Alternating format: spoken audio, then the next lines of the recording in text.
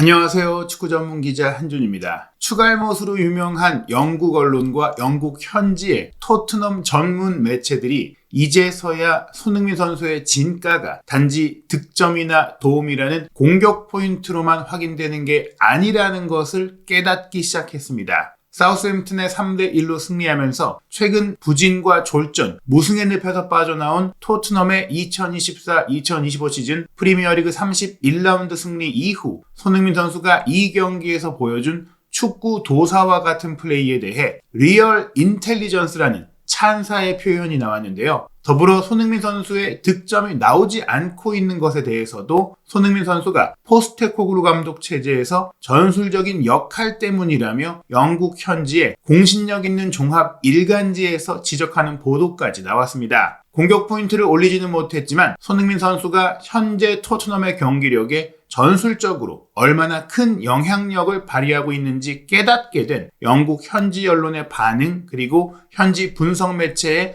정밀 기록 분석까지 총정리해드리겠습니다. 본격적인 이야기에 앞서 한준TV와 함께하는 애국 기업 인프레시의 6.25 참전용사 후원 굿즈를 소개합니다. 어느 때보다 빨리 찾아올 거라고 알려진, 또 어느 때보다 무더울 것이다 라고 알려진 올 여름을 쾌적하게 보낼 수 있는 티셔츠인데요. 티셔츠 판매 수익금 중 일부를 생활고에 시달리고 있는 6.25 참전용사님들께 후원하고 있습니다. 6.25 참전용사들의 노고를 기리는 문구와 예쁜 태극기 문양은 물론 세련된 디자인과 좋은 원단을 사용한 인프레시의 반팔 티셔츠 추천드립니다. 3월 말일까지 인프레시 후원 굿즈 티셔츠를 구입하는 분들은 추첨을 통해 2분을 선정해 인프레시가 손흥민 선수가 소속된 토트넘 허스퍼의 영국 현지 경기, 정말 구하기 어려운 직관 티켓을 증정하는 이벤트를 진행 중입니다. 인프레시의 6.25 참전용사 후원에 대한 특별한 이야기와 자세한 응모 방법이 이번 영상의 마지막 부분에 소개되니까 끝까지 시청해 주시기 바랍니다. 유튜브 영상의 고정 댓글을 통해서도 구매 링크, 참여 방법 확인하실 수 있습니다. 토트넘이 사우스햄튼의 3대1 승리를 거뒀습니다. 이 경기 패배로 사우스햄튼은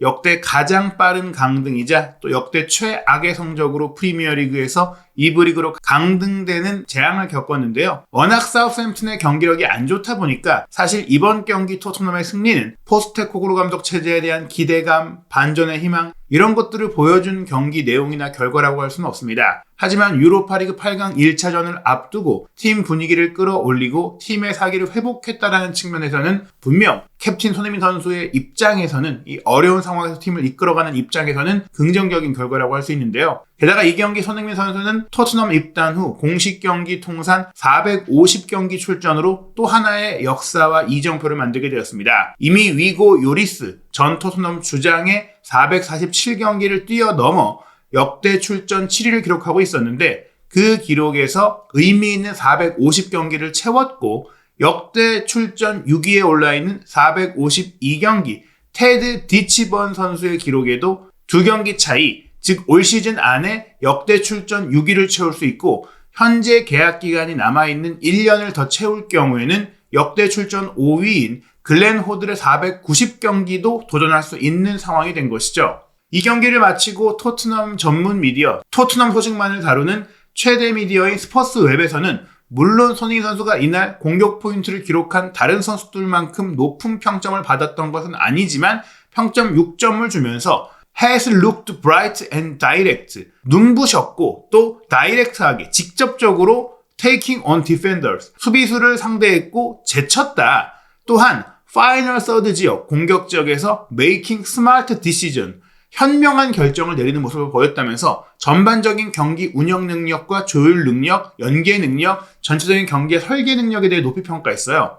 또한 his pass to release Spence for the assist라는 표현을 통해서 선제골에 어시스트했던 스펜스를 풀어줬던, 그에게 기회를 만들어줬던 손흥민 선수의 패스는 최근에 손흥민 선수의 퍼포먼스, 경기력에서 빠져 있었던, 잃어버렸던 리얼 인텔리전스의 순간이었다. 진정한 지능이 돋보이는 순간이 바로 그 기점 패스에 있었다라는 표현을 통해서 이 경기의 승리로 이어졌고 이 경기에 혀를 뚫었던 선제골 과정에서 손흥민 선수의 지분이 가장 높았다라고 설명을 합니다. 또 다른 토트넘 전문 매체인 To the Lane and Back 같은 경우도 손흥민 선수에게는 중간점이라고 할 수 있는 평균 점수라고 할 수 있는 6점을 주긴 했지만 그에 대해서 자신의 최고의 모습 탑 기어를 가동하지는 못했지만 그래도 열심히 뛰면서 공간을 만들었다. 즉 결국에는 상대의 집중 견제 속에서 손흥민 선수가 동료들을 위해 공간을 창출하는 역할이 분명히 있었다는 것을 이 매체도 확인하고 또 소개한 것입니다. 후반 초반에 일찌감치 교체된 것은 아무래도 유로파리그 8강 1차전을 위한 로테이션을 염두에 둔 결정이었을 것이라고 했는데요. 물론 이날 경기에서 손흥민 선수가 충돌 상황도 있었고 조금 발목이 불편해하는 모습도 있었고 그러다 보니까 57분경에 교체되고 나서 바로 라커룸으로 들어가서 심각한 부상을 당한 건가라고 우려하는 반응도 있었고 그런 현장의 직캠도 있었지만 이후 안에서 처치를 받고 다시 라커룸에서 나와서 벤치에서 경기를 지켜보고 승리로 경기가 끝났을 때 함께 인사를 했기 때문에 심각한 부상은 아니었고 또 경기를 끝나고 믹스트전에서 국내 취재진과도 인터뷰를 했기 때문에 또 그 순간에도 부상에 대한 다음 프랑크푸르트와의 경기 출전에 대한 우려에 대해 전혀 어떤 이야기도 없었기 때문에 손흥민 선수는 단순 타박상 통증 정도만 있었던 것이지 많은 분들이 또 걱정하시는 부상 문제는 없다는 것도 확인이 됐습니다. 손흥민 선수가 어떤 면에서 축구 지능, 리얼 인텔리전스를 보여줬는가 그에 대해서 선제골의 기점 장면뿐만 아니라 이날 초반부터 굉장히 활기차게 오프더볼 움직임 또 공을 소유했을 때 도우미로서의 플레이가 굉장히 좋았어요. 이런 도우미로서의 모습은 사우스햄튼을 상대로만 무려 13골을 넣었던 사우스햄튼 킬러로서 워낙 또 이 경기는 사우스햄튼이 손흥민 선수에 대해 철저하게 마크하다 보니까 그를 역이용해서 동료들에게 기회를 만들어주기 위한 플레이에 주력했던 면도 있습니다. 특히나 최근에는 메디슨 선수가 손흥민 선수의 침투나 공간 움직임, 오프더볼 움직임을 잘 이해해주고 있는데 전반 8분에 이렇게 손흥민 선수가 수비 바깥에서 침투에 들어갈 때 메디슨이 적절한 패스를 줬는데 그때 이 공을 확보하고 수비를 따돌리고 여기서 가속하는 과정에서의 볼 컨트롤 기술과 세밀함과 판단력과 그 순간적인 동작들은 손흥민 선수의 신체 능력이 건재하다는 것을 보여준 동시에 훨씬 더 지능적인 플레이가 가능하다는 걸 보여줬어요. 본능적인 플레이보다는 본능과 더불어 상대를 지능으로 한 수 앞을 내다보는 패턴 플레이를 통해서 깨는 능력을 보여준 거거든요. 여기서 수비를 끌고 들어와서 무려 3명이 본인 쪽으로 몰리게 한 이후에 그 뒷공간에 브레넌 존슨이 빠져나와서 슈팅을 할 수 있는 포인트로 공을 밀어줬는데 이 플레이를 잘 이해하고 빠져나왔던 존슨의 슈팅을 아쉽게도 상대 수비수 벨리스가 온몸을 던져서 막아냈기 때문에 이 슈팅이 차단되고 말았죠. 이것이 경기 시작 8분 만에 손흥민 선수가 기록했던 키패스였고요. 그리고 전반 10분에는 손흥민 선수가 상대의 공격 전개, 역습의 맥을 끊는 영리한 움직임과 인터셉트 능력을 보여줬어요. 세트피스 공격에서 로메로의 헤더 슈팅이 날카롭게 상대 골문을 노렸고 램스데일의 선방에 막혀 나온 다음에 사우스햄튼은 아무래도 수비수들이 공격에 가담한 상황이다 보니까 토트넘의 뒷공간이 열려 있으니 긴 패스로 역습을 시도하게 되는데 그 긴 패스의 동선을 따라 움직이면서 사우스햄튼 선수가 먼저 공을 확보하려고 했으나 확보한 그 순간에 거기서 압박을 가해서 공을 빼앗아내고 이 공을 다시 스펜스에게 넘겨주면서 재차 토트넘의 공격, 상대 진영에서 공을 빼앗고 다시 또 한 번의 역습, 카운터 프레스를 가져가는 움직임을 통해서 토트넘의 공격을 연결되게 한 것입니다. 그리고 바로 13분 수비 지역부터 공격 지역까지 토트넘의 주장단들이 만들어냈던 골이죠. 센터백 로메로가 길게 로빙 패스를 과감하게 메디슨에게 넘겨줬고 중앙 지역에 있던 메디슨은 왼쪽 사이드로 벌려있던 손흥민 선수 빨간 동그라미를 쳐둔 이 손흥민 선수 쪽으로 빠르게 또 전진 패스를 보냈고요. 여기서 손흥민 선수가 공을 쥐고 돌파에 들어갈 때 스펜스가 수비수가 마크할 수 없는 손흥민 선수의 등 뒤쪽으로 돌아 들어가게 되는데 그걸 인지한 손흥민 선수가 차츰차츰 공을 몰고 들어가고 스펜스 쪽으로 압박이 가지 못하도록 마치 본인이 가운데로 접고 들어가면서 슈팅을 때리는 척하면서 수비를 하나 둘 세 명이나 끌어들이고 나서 오프사이드 트랩에 걸리지 않는 타이밍에 툭 공을 밀어주게 됩니다. 그리고 그 공을 받은 스펜스가 바이라인까지 공을 치고 들어가면서 내준 컵백을 존슨이 논스톱 슈팅으로 연결하면서 골이 됐는데 스펜스의 패스도 정확했고 존슨의 논스톱 슈팅도 좋았지만 결과적으로는 모든 수비수, 가장 많이 수비수들을 본인 쪽으로 유도하면서 공간을 만들어냈던 손흥민 선수의 운반과 패스 타이밍, 그게 가장 좋았기 때문에 리얼 인텔리전스라는 평가가 나왔던 것이죠. 스퍼스의 뿐만 아니라 영국의 BBC라든지 스카이 스포츠 같은 현지 중계 방송사들도 이 득점 과정에서 스펜스의 도움, 존슨의 득점뿐 아니라 손흥민 선수가 이 패스의 시작점이었다라는 평가들을 많이 하게 되는데 조금 더 앞서간다면 로메로의 패스도 좋았고 또 메디슨의 전환 패스도 좋았지만 결과적으로 파이널 서드 지역에 가서 상대 수비의 본격적인 견제와 압박이 시작되는 시점에 그 압박을 해제하는 데 있어서 가장 중요한 패스를 했던 선수가 손흥민 선수라는 것을 축구를 제대로 이해하고 축구를 볼 줄 아는 전문가들이 인정하는 그런 플레이라고 볼 수 있죠. 런던 지역 축구 전문 매체인 풋볼 런던이나 영국 런던 지역 신문인 더 스탠다드의 평점도 손흥민 선수에게는 6점이었는데 이 6점은 중간 정도 활약을 했다는 것인데 출전 시간 자체도 적기도 했고 또 공격 포인트가 없기도 했고 손흥민 선수에 대한 기대치와 그 기준점이 높기 때문에 어느 정도 낮은 평점이 나왔다고 생각을 해요. 6점이면 못했다는 평가는 아닌데요. 물론 뭐 아주 잘했다는 호평은 아니겠지만 평가 내용을 보면 스펜스와 연계해서 존슨의 첫 골에 관여했던 부분도 언급이 됐고 또 메디슨의 멋진 패스를 받아서 슈팅을 했는데 그게 막히는 장면도 있었다. 그리고 후반 초반에 교체된 것은 프랑크푸르트와의 유로파리그 경기를 염두에 둔 것이다라고 풋볼 런던이 얘기를 했습니다. 즉 이번 경기는 몸푼 정도였다. 그리고 본인의 능력을 보여줬다라는 것인데요. 스탠다드 같은 경우도 활발한 생동감 있는 카운터 장면에서의 슈팅이 아쉽게 막혔고 Save his legs, 다리를 아껴주기 위해 유로파리그 경기를 위해 1시간도 채 뛰게 하지 않게 하고 교체 아웃시켰다. 결국 손흥민 선수가 더 뛰었다면 더 많은 활약을 하고 골도 넣을 수 있었겠지만 오늘은 예열만 했다라고 설명을 한 것입니다. 그리고 슈팅이 아쉽게 막혔던 장면 바로 이 53분 후반 8분의 장면인데요. 메디슨이 점차 손흥민 선수의 이런 과감한 움직임을 이해하기 시작했어요. 다른 선수들이 이런 움직임을 이해하지 못해서 스펜스가 손흥민 선수의 침투 장면에서 패스를 안 줬다거나 또 다른 선수들도 충분히 좋은 오프더볼에서 손흥민 선수가 슈팅을 때릴 수 있는 기회에 패스를 못 주면서 손흥민 선수가 아쉬워하는 장면들이 있었는데 그래도 이 장면은 바깥으로 돌아 들어가고 수비가 완전히 쫓아올 수 없는 위치에서 블라인드 사이드에서 치고 들어가는 손흥민 선수를 향해서 메디슨이 확 공을 찔러주자 그걸 받아서 엄청난 속도로 문전으로 치고 들어갔던 손흥민 선수인데 마지막 슈팅 과정에서 베드날에게 엄청난 속도로 따라와서 온몸을 던지면서 이 슈팅을 막았거든요. 아무래도 분명 한참 젊고 쌩쌩하던 때보다는 손흥민 선수의 속도가 조금 늦어지긴 했는데 그래도 이때의 추진력은 나쁘지 않았으나 슈팅 타이밍이 조금만 빨랐으면 어땠을까라는 생각이 들었어요. 실제로 또 이 경기를 치르면서도 슈팅이 조금 늦게 나가거나 슈팅에 대한 생각을 좀 주저하는 모습들이 있었는데 아마 본인도 이날의 아쉬움을 되새기면서 앞으로 있을 경기 특히 프랑크푸르트와 유로파리그 8강에서는 더 빠른 타이밍에 더 과감한 슈팅을 때리지 않을까 생각을 해봅니다. 영국 일간지 익스프레스는 손흥민 선수가 이날 득점하지 못한 것, 특히 올해 들어서 리그에서 득점이 단 2번밖에 없는 점에 대해서 약간 길을 잃은 것처럼 보이지만 그 이유가 수비수를 등진 채 또 터치라인, 사이드에서 공을 소유해야 하는 경우들이 많다 보니까 토트넘은 최고의 공격수를 골문 근처로 더 가까이 가져가야 한다. 즉 지금 손흥민 선수가 확실한 득점기를 많이 잡지 못하고 득점하지 못하고 미진해 보이는 것은 손흥민 선수가 그가 골을 넣을 만한 위치와 역할을 부여받지 못하기 때문이라고 얘기를 합니다. 즉 익스프레스에서는 본질을 이해하고 아쉬운 평가를 내리면서도 더 잘할 수 있는 선수이며 기량에는 문제가 없다고 설명을 한 것이죠. 손흥민 선수 본인도 경기 후에 한국 취재진과의 인터뷰에서 이렇게 얘기를 했어요. 올 시즌 리그 10-10을 기대하면서 사우샘튼과의 경기에 해트트릭을 하면 또 10골을 채울 수가 있고 혹은 뭐 멀티골 내지 도움이라도 기록을 해서 또 10개의 도움을 채운다거나 10-10 기록에 근접할 수 있지 않을까라고 기대를 했었는데 이날 결국 무득점으로 마친 것에 대해 아쉽지 않은지에 대한 질문이었어요. 그에 대해서 본인은 지금까지 정말 또 많은 골을 커리어에서 넣어왔고 앞으로도 계속해서 골을 넣으려고 노력하고 있지만 내가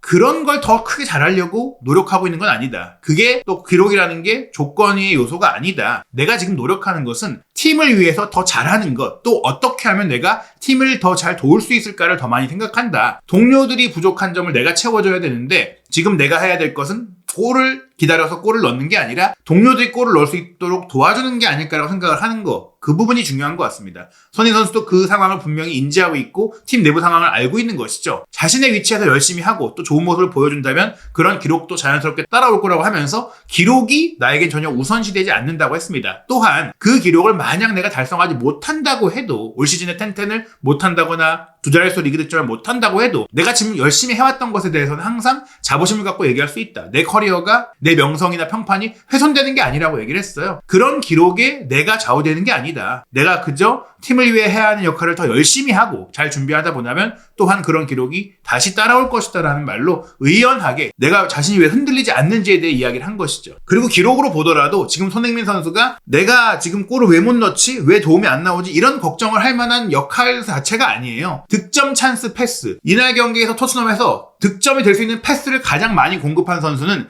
세트피스를 전담했던 포로 다음으로 손흥민 선수였어요. 0.25라는 수치가 나왔고 이게 1.0을 만점으로 했을 때 0.25이기 때문에 그 지분율이 굉장히 높았다라는 겁니다. 손흥민 선수의 위치가 이날 7번 왼쪽 높은 곳에 있고 19번 솔랑키가 내려와서 연계해주고 22번 존슨도 높이가 있는데 왼쪽에 손흥민 선수가 수비를 끌고 패스를 뿌려주고 본인 쪽으로 수비를 몰아놓는다면 반대편의 존슨이 자유롭게 들어오면서 골을 넣는 형태의 경기, 즉 오른쪽의 존슨에게 득점 찬스를 몰아주는 패턴의 경기가 토트넘에서는 계속되고 있고 오늘 존슨이 선발로 나오면서 그런 경기가 또한 이루어진 것이죠. 주목할 점은 득점 찬스 패스는 2위인데 득점 찬스 리시브, 득점할 수 있는 기회를 받은 것은 손흥민 선수가 중위권에 불과하고 심지어 수비수인 벤 데이비스보다도 적었어요. 대신 왼쪽 사이드 공격을 또 활발하게 한 게 제드 스펜스였거든요. 인버티드 풀백보다 사이드 라인을 타고 들어갈 때 좋은 스펜스인데 스펜스가 슈팅을 때린 건 아니지만 우도기처럼 손흥민 선수의 동선 자체를 방해한 건 아니지만 스펜스가 마치 윙어처럼 치고 들어가서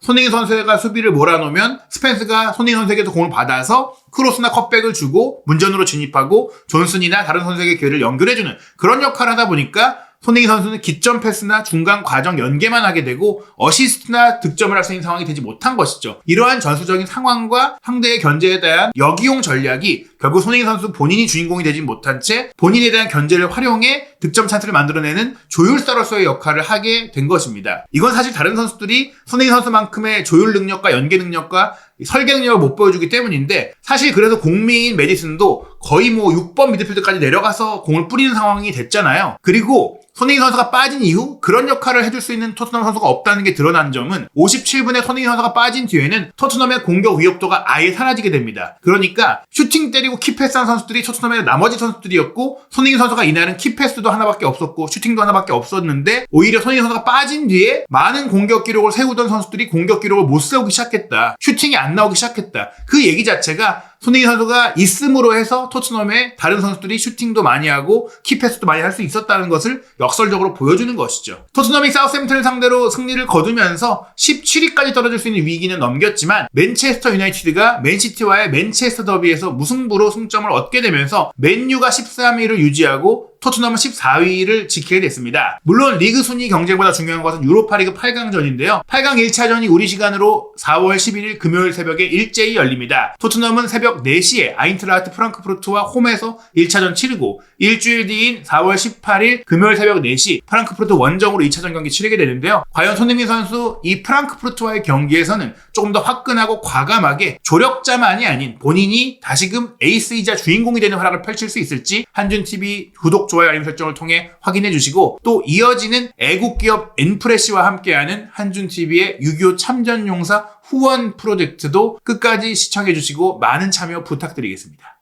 오늘은 아주 특별한 이벤트가 준비되어 있습니다. 꼭 끝까지 시청 부탁드리겠습니다. 오늘 말씀드릴 내용은 한국인으로서 정말 충격적이고 안타까운 상황에 대한 이야기인데요. 최근 국내에서 큰 화제가 되어 사회적 파장을 일으킨 영상이 있었습니다. 여기 자신의 몸에 몇 배는 되어 보이는 리어카를 끌고 가는 노인이 보입니다. 집 앞 길목엔 폐지가 쌓여있고 단칸방 집에는 화장실 하나 없이 외부 공용 화장실을 이용해야 하는 상황입니다.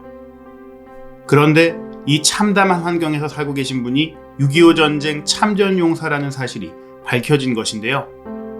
정전 이후 마땅한 일자리를 찾을 수 없던 참전용사는 노후 준비가 되지 않아 지금까지 생계를 위해 폐지를 지으며 살아가고 있었습니다. 그럼에도 불구하고 전쟁에 참전한 것을 후회하지 않는 듯 집안 한가운데에는 표창장을 걸어둔 것이 보여 더 마음이 아팠습니다. 이 참담한 현실은 얼마 전 인프레시라는 기업이 참전용사의 상황을 다큐멘터리로 제작해 널리 알리면서 세상에 알려지기 시작했습니다. 실제 참전용사를 찾아가 함께 식사를 하고 폐지도 함께 주우면서 참전용사들의 일상을 체험한 이들은 그에게 가장 필요한 후원금을 전달하고 지속적인 도움을 약속했습니다. 인프레시, 이 기업이 진짜 대단한 일을 많이 합니다. 90대 고령의 참전용사들이 생활고로 고통받고 있는 상황에서 직접 찾아가 주거 개선, 물품 지원, 식비 지원을 진행하고 있습니다. 국내뿐 아니라 해외 참전용사까지도 찾아가서 지원하고 있습니다. 2024년 작년 한 해만 해도 여기 보이는 수십 명의 참전용사님들이 도움을 받으셨는데요. 그래서 오늘은 이 훌륭한 기업과 함께 참전 용사님들께 도움을 드릴 수 있는 굿즈를 소개하려고 합니다. 바로 이 후원 티셔츠인데요. 이 티셔츠는 Things to Remember, 기억이라는 주제로 참전 용사님들의 희생, 헌신을 잊지 말자는 취지로 제작이 되었고요. 화이트, 블랙 두 가지 컬러의 옆면 태극기 라벨이 포인트로 들어간 심플하고 일상에서 착용하기 좋은 티셔츠입니다. 무엇보다 수익금 일부가 참전 용사님들께 후원되고 기업명이 아닌 구매자 성함으로 지원하고 있으니까요. 여러분들이 동참해주시면 정말 많은 영웅들에게 큰 힘이 되지 않을까 싶습니다. 또 구매한 분들에 한해서 두 분에게 토트넘 직관 티켓을 증정하는 이벤트도 진행 중인데요. 고정 댓글에 티셔츠 구매 링크를 적어두겠습니다. 자세한 내용은 링크를 통해 확인해주세요.